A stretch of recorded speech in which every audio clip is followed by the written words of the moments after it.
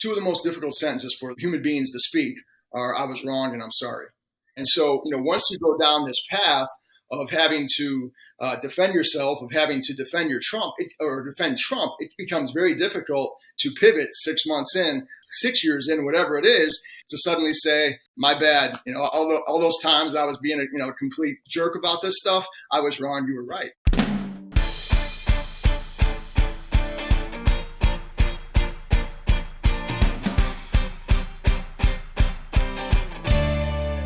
Hello, and welcome to the PoliticsGirl podcast. I'm your host, Lee McGowan. Let's get into it.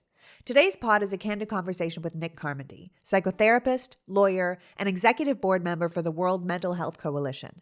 Nick is a survivor of not one, but two traumatic brain injuries, which inspired him to go back to school to better understand the brain and how it affects our functioning, personality, and emotional processing. After getting his master's in psychology, he started to look at politics and how politics affects the personality of the country. If there is already political science, he believes we should have political psychology. I'm having him on today to discuss what's going on with the Republican Party from a psychological perspective and how the cult of personality has transformed the party into a tribe who are essentially devoted to Trump and Trumpism, no matter how much damage they do to themselves or to the country. Nick gives us insight into the human instinct behind Trumpism, which we're going to need as we go head-to-head with this group for the soul of the nation. And for those of you listening, I just want to apologize for my voice. I know I sound like a little but that's because I am getting over COVID, and this is the way it is. It might sound a bit wonky, but the context of the podcast will be incredibly clear. So without further ado, please welcome my guest, psychotherapist, lawyer, and executive board member for the World Mental Health Coalition, Nick Carmody. Welcome, Nick.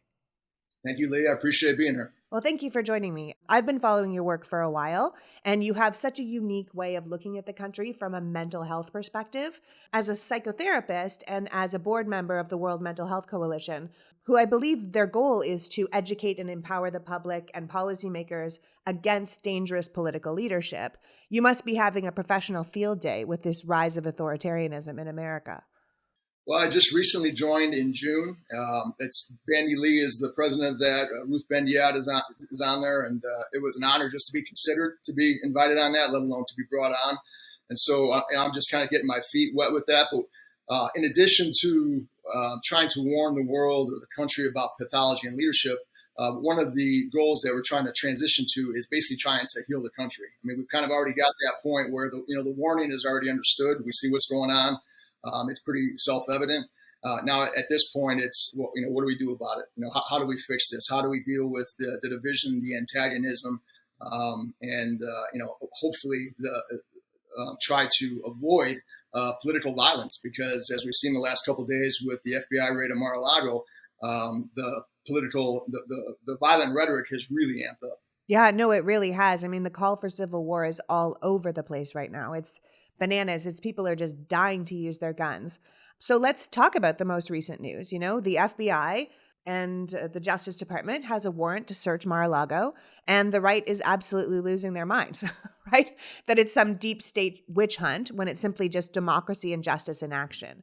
I believe you don't become the first FBI director, the first attorney general, and the first federal judge in our nation's history to grant a search and seizure warrant for the home of a former president unless you've seen rock solid proof, right? So no matter what we hear the Republicans and the right-wing pundits saying on television, there is just absolutely no way these people went off half-cocked, right? Legal experts are being very clear. There is not a soul, not even the most liberal judge, and in this case it was a Trump-appointed judge, who would sign off on a search of a former private residence of a president without absolutely solid proof that crimes had taken place or were taking place right now. So we have these Trump Republicans in complete denial, some refusing to believe there was an actual search, some thinking it's a witch hunt. The new one is that the FBI is there to plant evidence, right? But it's all about this deep state that's hell-bent on taking their savior down. The GOP judiciary tweeted that if they can do this to a former president, imagine what they can do to you. Dan Bongino was just on Fox News saying that this is some third world bullshit. They're out here talking about Hillary Clinton and Hunter Biden, who they very clearly want to lock up without any proof of a crime. They're threatening Merrick Garland with arrest and congressional subpoenas for doing his job. They're attacking the FBI itself as corrupt. They're asking to defund the FBI. And yet the head of the FBI is a Trump appointee and clearly not some left-wing zealot. The right-wing media and the far-right GOP are selling this like it is some kind of monstrous overstep, when this is literally the perfect example of how justice is supposed to work in a democracy. So the projection here is astounding.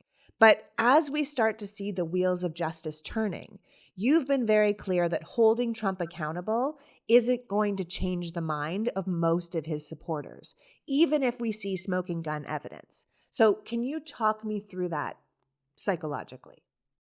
Let me see if I can back up. I mean, there was a lot there that you mentioned. I think, first and foremost, we're at a really dangerous place as a country where one political party thinks that every election that they lose is fixed, and every investigation against somebody in their tribe is a witch hunt or a hoax. And that's a really dangerous place to be, where we can't accept any outcome unless we win, and we don't accept any investigation unless it's happening to the other guy. Right. And that's just impossible to function, and maybe impossible to survive as a country.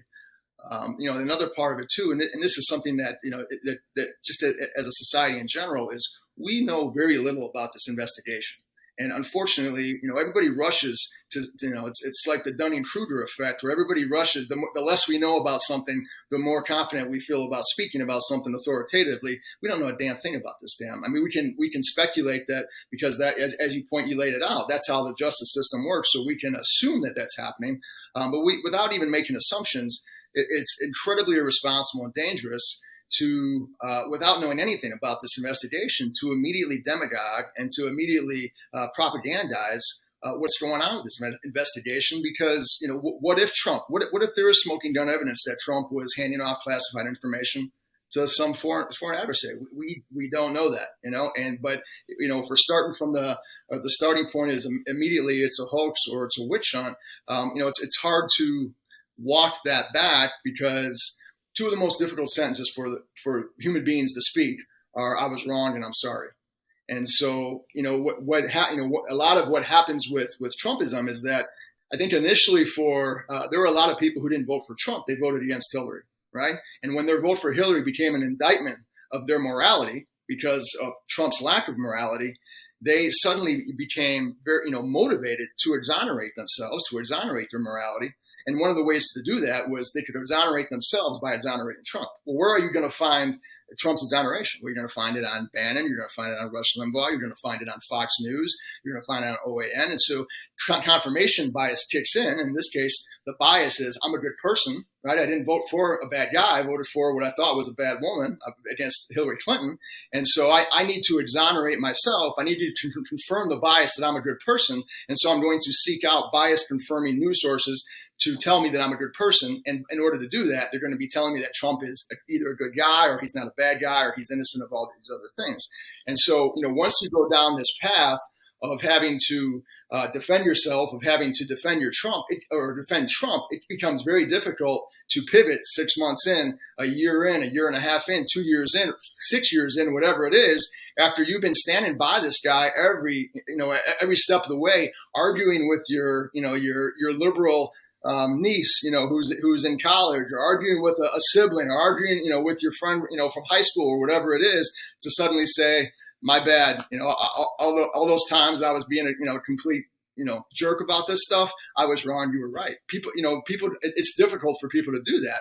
And so, it's the farther you get, the more off ramps that you pass up, the more difficult it is to finally take an off ramp, because, we are invested with our ego, we are invested with our identity. There's research that has shown, fMRI research that has shown that the same areas of the brain that light up when we experience physical pain will also light up when we experience social isolation or exclusion, right?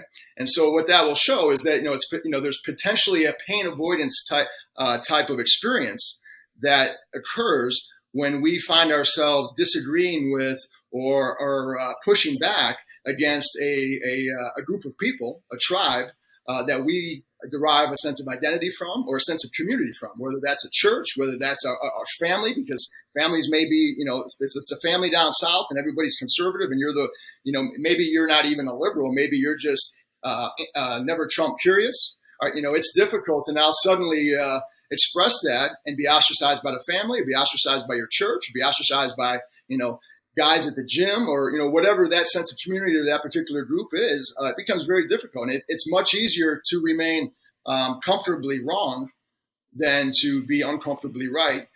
If being uncomfortably right means that you have to either maybe experience this pain avoidance issue that's going on with the brain, or being uncomfortably right means that you have to basically be excommunicated from a group that you identify with, have a sense of community, and maybe derive your identity from. Right. You don't want to not be able to go to church because you don't agree with people. You don't want to not be able to hang out with your family. You don't want to not be able to go to your workplace if everyone's feeling one way and you're the outsider. No one wants that. But also, these true believers, this behavior, this searching of Mar-a-Lago, it kind of further convinces them of what they believe to be true, right? If they think that there's some deep state witch hunt and all of a sudden you have the FBI going into Trump's house, or you have them prosecuting Trump for crimes, it can kind of convince them that they were right about the deep state to begin with, right? It's almost like their own confirmation bias that watching this happen, the rule of law happening, is the proof that the deep state exists and is trying to shut down the guy who wants to break up the deep state, right? It's almost like self-prophesizing. Yeah, we're in a really, because of all the disinformation and all of the conspiracy theories and the deep state stuff, the QAnon stuff, is that we're in a really weird position where the more we fix the problem, the worse it gets. Right? Yeah. The more that the criminal justice system and the rule of law progresses and deals with the problem, right, holds somebody accountable, the worse the problem gets, because it's proof. It's proof on its face that the deep state exists because they're trying to take down Trump. And so, it's almost an impossible. It's almost an impossible situation. And it was something I wrote the other day where we're basically, as a country, when you're faced with two choices and neither one of them are good. The country may be damaged by not holding Trump accountable to avoid political violence, but at that point, you're undermining the rule of law, or you're going to withhold the rule of law and you may potentially cause damage to the country because there's going to be political violence. And if the country's going to be damaged either way, then you do the right thing, you uphold the rule of law, and you just deal with the consequences of it. Yeah, you're absolutely right.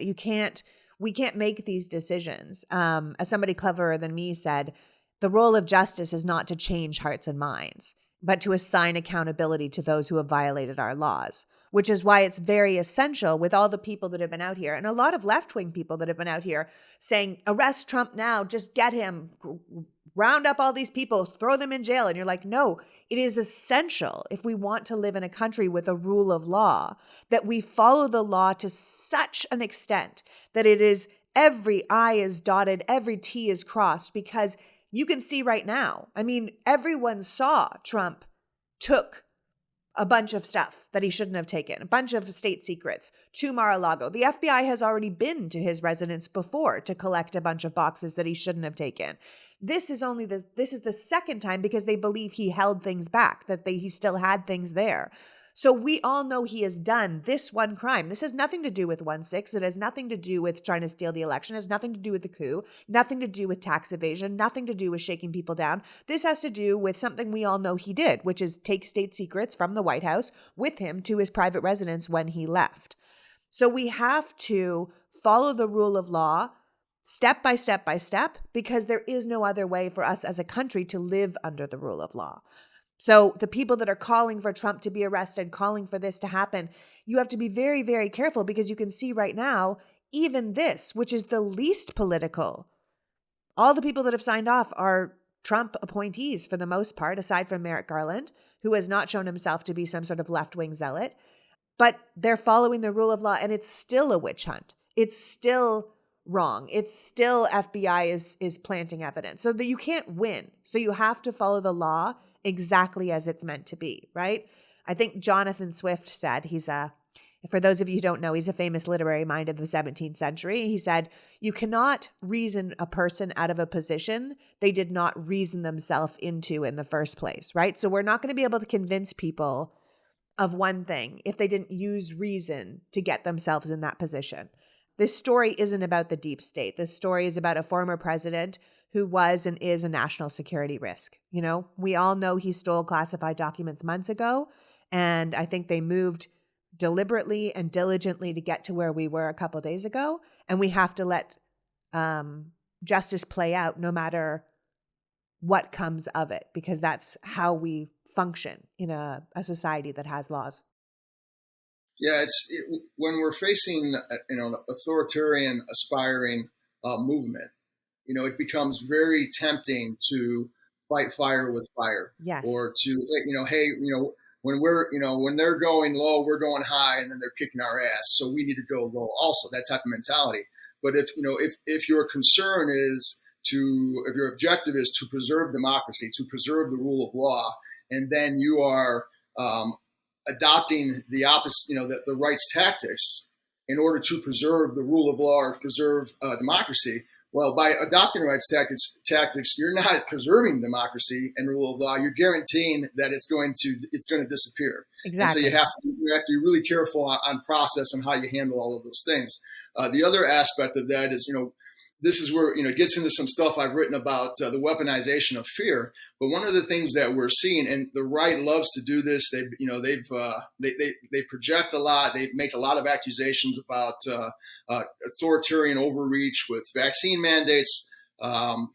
You'll hear, one of the things that we see is that when people are scared, they will basically embrace an authoritarian movement in order to protect themselves and their tribe from the other tribe's authoritarian instincts. And so it basically becomes almost an authoritarian arms race, or proliferation of authoritarianism, where one side will, it just becomes everybody's trying to one up the other side in order to protect themselves from the other, the perceived authoritarianism of the other side. And what that does is, we're just, you're on the, it's like going downhill without brakes towards an authoritarian society. Absolutely. I mean, fear is a huge part of it, right? People are afraid. In many ways, their fear defines them, right?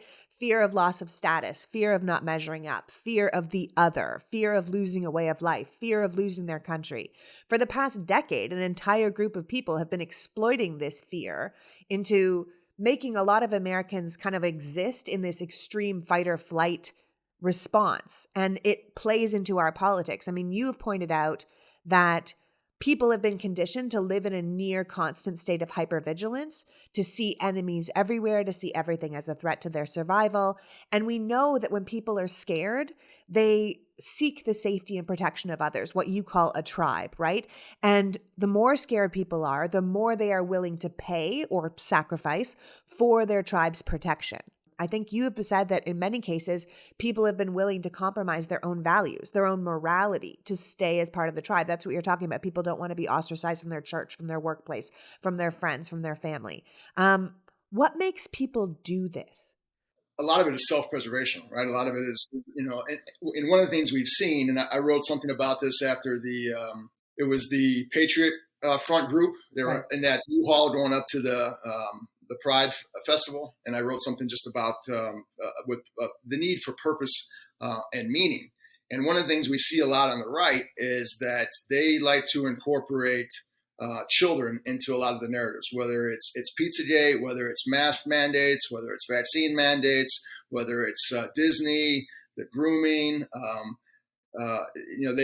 Because if you can basically frame the issue as one where you are protecting children, well, then basically anything that follows is justified, because who will argue against, or who will not support an action or a movement that protects children. And so it becomes an ends justifies the means type of scenario, that basically you can justify almost anything, any type of action, if it falls under the guise of protecting kids. And so one of the things that we see a lot, Trump lost in 2020. Trump lost a lot of support with suburban moms, right, with suburban women.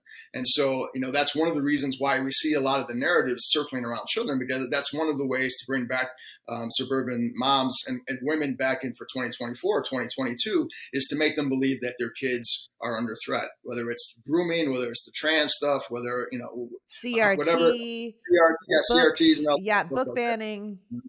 And so, that's one of the ways that, they try to frame this. And there's been research that has shown that exposure to chronic stress and to chronic fear literally rewires the brain so that when we encounter a subsequent fearful or stressful situation, we respond to it with more intensity and for a longer duration. And when you see that happening over and over and over, we start to become irrational and almost disproportionately react with our fear response to the threat.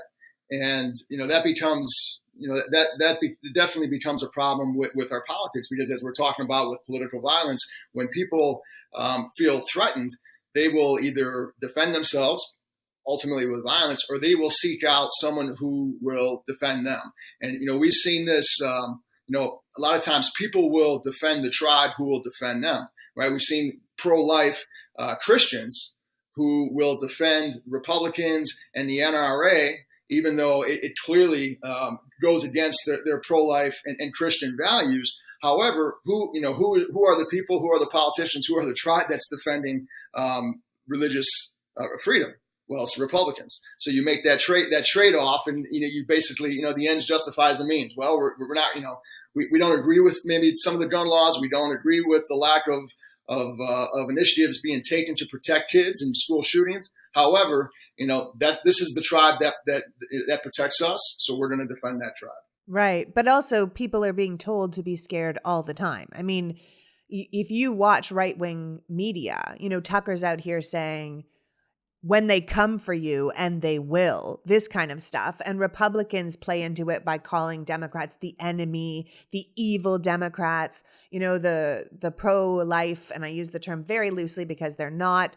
They talk about baby killers. QAnon itself, right, is all into people being pedophiles and monsters and, this kind of thing. So this fear, people are scared because they've been conditioned to be scared, right? And Absolutely. they're being told that because it works. Yes, it does work. And the other thing about, and this goes back to the violence, is that when you can dehumanize your enemy, it makes it much easier to commit atrocities or to be inhumane to that person, because Right. they're evil, or they're pedophiles, or whatever it may be. And so that that's definitely a part of it for sure. Yeah, that's why this grooming talk around the LGBTQIA plus community or around the trans community is so dangerous, because it dehumanizes those communities and paints them out as pedophiles and as groomers, which also takes away from real groomers who are out there actually grooming kids. Well, yeah, one of the things when I was on the Lincoln Project podcast, that was one of the things I was talking about with regards to finding purpose and meaning and trying to protect kids, is that we don't see the Patriot Front showing up at NRA headquarters, right? When kids are getting shot up at schools, we don't see them showing up at Smith & Wesson's manufacturing plant after kids are getting shot up. We didn't see them. There was a recent sex scandal with the Southern Baptist Church. I think might be Russell Moore. He's a preacher. I think he's been speaking out against this, against what's been going on with that. We don't see the Patriot Front, protesting the Southern Baptist Church. We don't see them protesting the Catholic Church with all the stuff that they had going on for years. So it tends to be very selective. It tends to be very targeted. But as you said, it's very effective. Well, it's also, you pick and choose when these problems are problems. We are all law and order, all thin blue line, all, back the blue until the FBI raids your savior's house. And then we are defund the FBI. Law, the law is broken. It only works if it works for them. And I think people have to start seeing that that's an impossible position to live in. Well, it goes back to tribalism. I mean, we defend our tribe and our people at all costs, and we will attack the other tribe and the other people at all costs. The other tribe can do no right, and our tribe can do no wrong. And it's such an absolute state of mind that we're in with tribalism that it's just not sustainable. Now, a lot of people leading this charge to tribalism, to Trumpism, to authoritarianism, to the hate and fear of the other are what I would call small, scared little boys. Men that are basically posturing as alphas, if you believe in the alpha beta concept, which I think is destructive way of looking at the world. But if we want to talk about it as an alpha, we look at Josh Hawley and Ted Cruz and Lindsey Graham and Tucker Carlson and Nick Fuentes and Ben Shapiro. These are not alphas in the old school sense of the word. These are not men we would look to lead us. These are posturing bullies, kind of squishy little betas who are trying to convince themselves that they are alphas. And they're trying to function in a world of lying bullies like Trump and DeSantis. And as a previous guest of ours, Mark Green, recently said, this slide into extremism is the result of these weak, insecure men trying to outdo each other, right? Doubling down on sexist, racist, anti-Semitic, xenophobic rhetoric and to outman each other. What are your thoughts on that? Well, I think, and this goes more, beyond just the masculinity aspect of it, is unfortunately right now, the incentive structure positively reinforces and rewards division and antagonism, the tribalism, chaos, and until that changes, it's difficult to see that whether it's Tucker Carlson or Bannon or anybody else who's very divisive changing. And it's unfortunately it usually ends up being money that changes things, whether it's lawsuits or whether it's defamation suits or whether it's just tort liability, or whether it's advertisers no longer paying or cable channels no longer funding Fox, whatever it is, because our society is so money based. But right now for those guys, that's what gets them attention. That's what gets them, people to pay attention to them. And as long as they are receiving, in some cases, some of it is pathological, as long as they're receiving narcissistic supply for the things they're saying, for the things they're doing, they're going to continue to do it. Well, speaking of capitalism and a financially based society, we need to take a quick break to thank the sponsors who made this episode possible. We'll be right back after this with Nick Carmody. So a couple of years ago, I was feeling crappy all the time. I couldn't figure out what was wrong, why I was feeling so droopy and tired. So I ordered the Everlywell food sensitivity test and got a full report on what foods did and didn't agree with my system.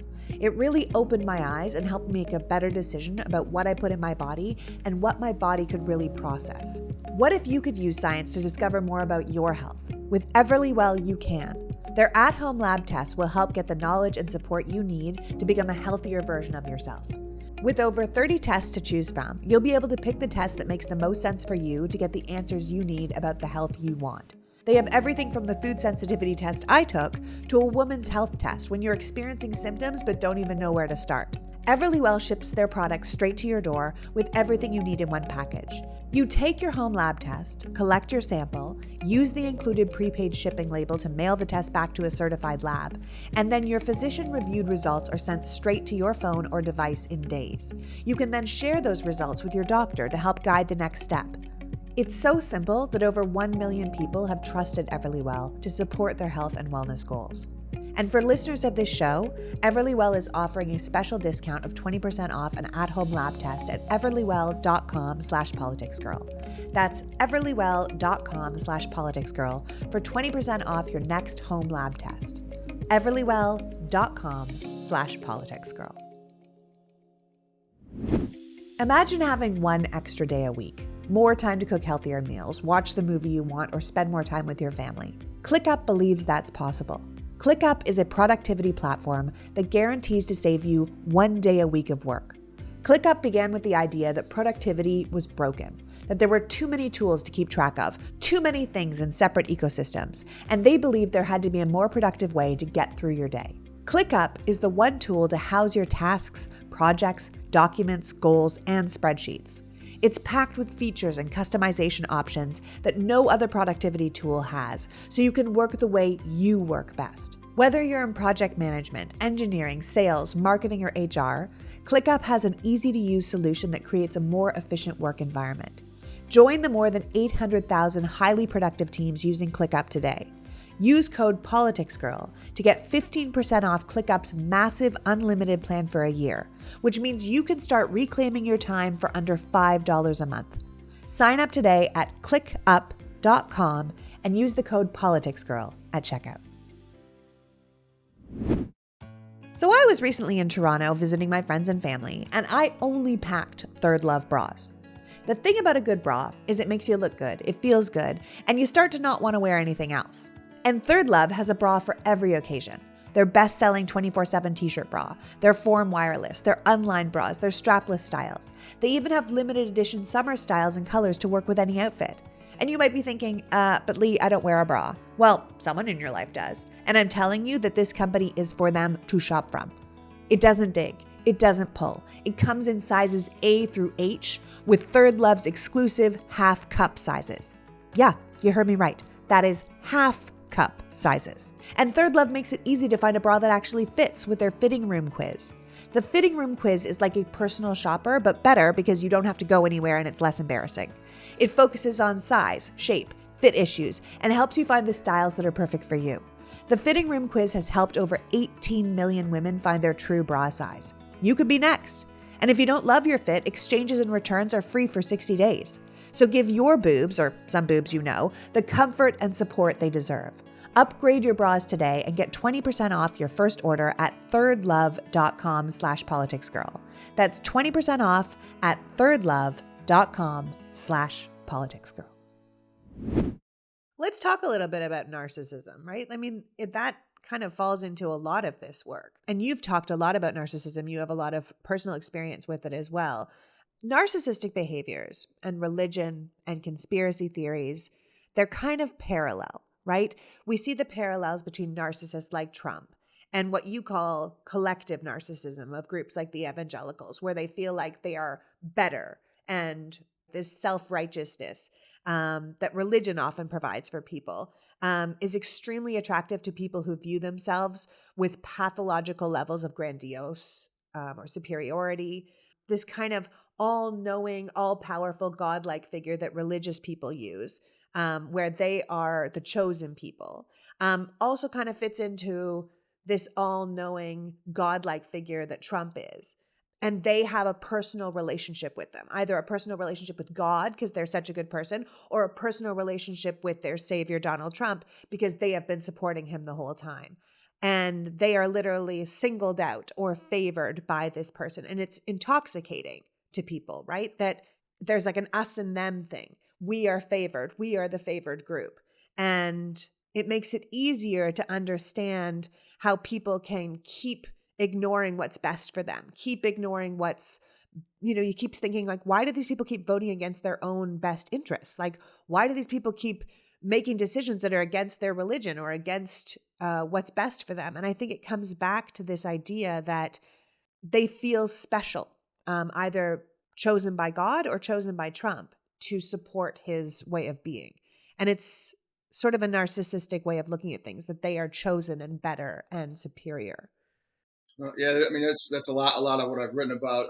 There's a lot there. I mean, I think as far as with Trump, I think for a lot of them, there's just almost like an exchange that occurs that, they kind of vicariously lived through his larger than life presence and his, kind of his grandiosity, dating the supermodel and being allegedly a billionaire.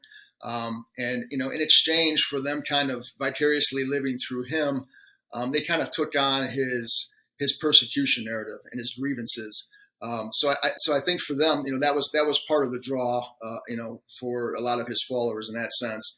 As far as religion, I try to be a little bit careful about it because obviously, there's a whole spectrum of religion, and not everybody falls into the same categories. But I think for a lot of people, or at least for narcissists, religion can be very appealing because there is that, I have a personal relationship with an all-powerful, all-knowing deity, or he curries favor on me, he looks after me. So I think there is a certain gravitational pull for narcissists with religion. Well, I mean, I think religion fits into it, right? I mean, I think it has to. The religion definitely creates an us and them mentality. Right. A lot of times in life, we will define ourselves by an enemy. And if we don't have an enemy and we need an enemy to define ourselves, we will seek one out. And religion does provide a natural us versus them because it's believers versus non-believers.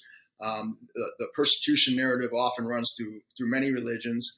We've seen this, and even not just in religion, but if you look throughout history, we have often as a society, we will create an enemy in order to kind of define ourselves as the good guys. And it doesn't even have to be a person. It can be, we go to war on drugs, we go to war on poverty, we go to war on terror, we go to war, on a lot of different things.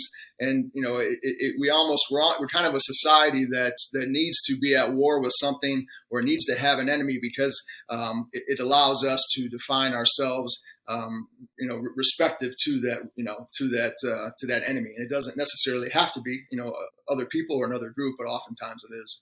And it also makes us feel like we're on the right side of that war. We're the good guy, right? Which goes back to what you were saying before. People want to believe that they are a good person, that they voted against Hillary because they thought she was the worst person. And now they need to double down on their support of Trump because it justifies how they feel about themselves.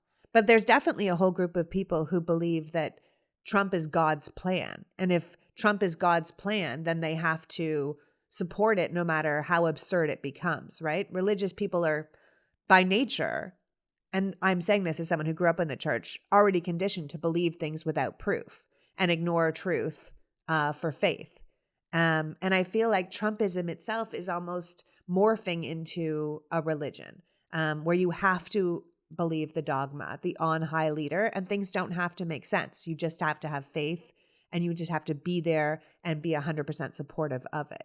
Yeah, and that becomes difficult because, it's, of course, if people believe that God, Trump is president because of God's will, well, then was Obama president because of God's will? It goes back to that kind of the selective perception of things. Right. Yeah. Of course, they're not thinking that way. But yeah, if you believe that a leader was handpicked by God, then there's nothing that he can do that you will criticize or abandon him for, because by doing so, you're going against God's will, and that becomes, it becomes a very dangerous mindset, because there's no accountability. There's nothing that he can do wrong that will, cause them to peel away from him. And I think it gives people a purpose, and I think people seek purpose. I think people are lost a bit in our society. We have let people down. We have left people behind. We've allowed capitalism to take over to the point of ignoring our people, and people seek purpose. And being a foot soldier in, Trump's revolution to save the country certainly has a lot more purpose than, your regular 9-to-5 job that you don't like that much and living in some house that you never really wanted to live in. It gives people more of a sense of who they are in the world. And it's hard to fight against that. Yeah, that was something I've written about, as far as veterans coming back and why they're more susceptible to radicalization and extremism, is that, for a lot of these guys, they were exposed to some of the best technology in the world. They were, fighting wars. They were taking out bad guys. They were, defending the country, protecting the country. And, too often, as we just saw with like the burn pit bill, they come back and they're underappreciated. The healthcare isn't that good. We had at least at one point, it was 22 suicides a day that were occurring from veterans. A lot of them are homeless. They're living in isolation. They have, PTSD. They have mental health problems. And, when you go, it's tough to peak in life when you're 18 or 22 years old, or, whatever it may be. And now suddenly when you're in your 30s and you're working a menial job, and somebody comes up to you and they say, hey, the election's been stolen. Hey, soldier, we need you to help us steal the election back, or we need you to be part of our militia group. We got all these, these grand plans. We're going to protect the country from, the authoritarian left, or whatever it may be. Well, that becomes a very appealing sales pitch to a guy who's, maybe reading a barcode reader at Walmart, and suddenly he can go and use his very unique skills that he was trained on, and use, very unique technology or weapons or whatever it may be. And so that, that's a very powerful pull for those, for certain veterans, for certain people. I haven't seen any research on this, but I am curious to see, as militia groups have increased in membership, if the number of daily suicides for vets has actually decreased, because in kind of a perverse way, they're providing purpose and meaning for these vets to be part of a tribe or part of a community, as we talked about earlier. One of the things that we're seeing is there's a little bit of we're seeing kind of a realignment with the populism movement on the right. And, for decades, it just goes back to capitalism, as you were saying. For decades, Rush Limbaugh was telling people on the right to defend the establishment, big business, big corporations, institutions, and so they did. And now Steve Bannon tells them, to tear down everything they used to defend, and so they will. And even now, we're seeing one of the big movements is, they're anti-pharmaceutical, and pharmaceutical industry has a lot to be held accountable for, right? But it's been kind of politicized around the vaccines during COVID, right? But one of the things that I would say they're anti-science, not just anti-pharmaceutical. Oftentimes, but one of the things that I would say is it's not always black and white anti-science. It's at least from their perspective, it's a different perspective on the science, because you can run into a lot of people who are anti-COVID vaccines, and it's not that they're just anti-vaccines or anti-science. They will run through a litany of statistics on the vaccines and the health issues that we'll have. So it's not that they're necessarily against the science. They're self-selecting, right? They're kind of selectively choosing which science or which studies, or it doesn't even necessarily have to be certain studies to which they believe, because it's not necessarily being anti-science, it's being pro-science that aligns with their political tribalism. Yeah, selectively choosing, which goes back to your concept of confirmation bias. You go with the information that feeds what you already believe, right? And similarly with like the capitalism stuff is, you see a lot of people on the right who are, they are vehemently against the pharmaceutical industry because of the way that it has exploited society and people, and yet they will still reflexively defend the fossil fuel industry that has also exploited society and people and the earth.